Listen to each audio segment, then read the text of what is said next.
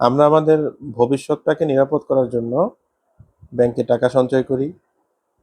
এখন প্রশ্ন হলো যে এই টাকা সঞ্চয়ের জন্য আমরা আসলে কি ব্যবস্থা নিতে পারি?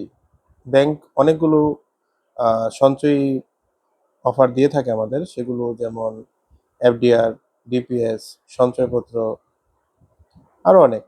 তো আরো অনেক সার্ভিস আছে যেগুলো হয়তো আমরা জানি না। এখন প্রশ্ন হলো যে এফডিআর আমি কখন করব, সঞ্চয়পত্র কখন করব, বা ডিপিএস কখন করব? তো আপনাকে আমি এতটুকু তথ্য দিতে পারি যে ডিপিএস জিনিসটা হলো যখন আপনার প্রতি মাসে অল্প অল্প করে টাকা রাখতে হবে। মানে আপনার বেশি টাকা নেই, হয়তো মাসে 2,000 টাকা বা 5,000 টাকা আপনি রাখতে চাচ্ছেন, তখন আপনার জন্য হলো ডিপিএস। ডিপিএস এর ফুল মিনিং হলো ডিপোজিট পেনশন স্কিম।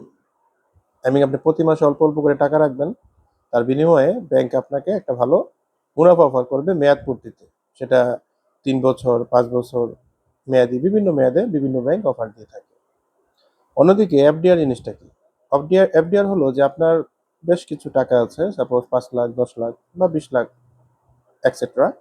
তো ওই পরিমাণ টাকাটা আপনি কি করবেন? কাউকে ধার দিবেন, ব্যবসায় লাগাবেন, হয়তো সেটা ঝুঁকিপূর্ণ হয়ে যাচ্ছে।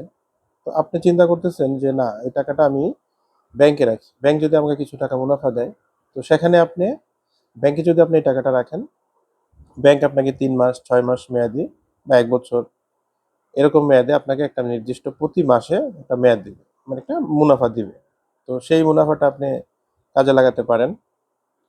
অন্যদিকে সঞ্চয়পত্র জিনিসটা কি? সঞ্চয়পত্র হলো যে বাংলাদেশ সরকারের একটি অফার।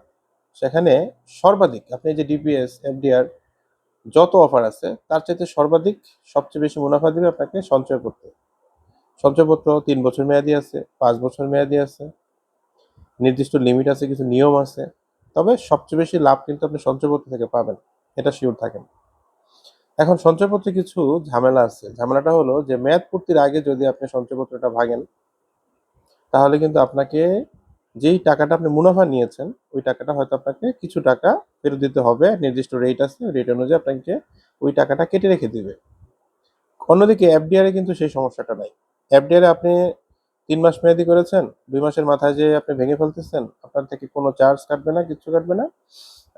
হয়তো ব্যাংকের কিছু বেসিক চার্জ কাটতে পারে, বাট আপনার মূল টাকায় কোনো এই জন্য ব্যাঘাত ঘটবে না। বা আপনি 6 মাস মেয়াদি, আপনি 5 মাসের মাথায় যে ভেঙে ফেলতেছেন, সমস্যা নেই, আপনাকে পুরো টাকাটাই পাবেন। আর ডিপিএস এর যে বিষয়টা, ডিপিএসটা আপনি যে কোনো মুহূর্তে ভাঙতে পারেন। সাপোজ 3 বছর মেয়াদি করলেন, এখন আপনি এটা 2 বছরের মাথায় হয়তো আপনার লাগবে। ব্যাংক আপনাকে ওই মুনাফাটা কিন্তু দিবে না, কিছু চার্জ টার্জ কেটে আপনাকে আপনার টাকাটা ফেরত দিয়ে দিবে। এই হলো বিষয়। ব্যাংকে আপনি আপনার টাকা সঞ্চয় করতে পারেন। আর কোন ব্যাংকে আমি টাকাটা রাখবো সেটা যদি প্রশ্ন করেন, তাহলে আমি বলবো যে কোনো ঐতিহ্যবাহী, যাদের সুনাম আছে ভালো, আপনি নিজেই পেপার পত্রিকা পড়েন, জানেন, তাহলে বুঝতে পারবেন যে কোন ব্যাংকগুলো ভালো। ওইসব ব্যাংকে আপনি টাকা রাখতে পারেন। ধন্যবাদ, ভালো থাকবেন।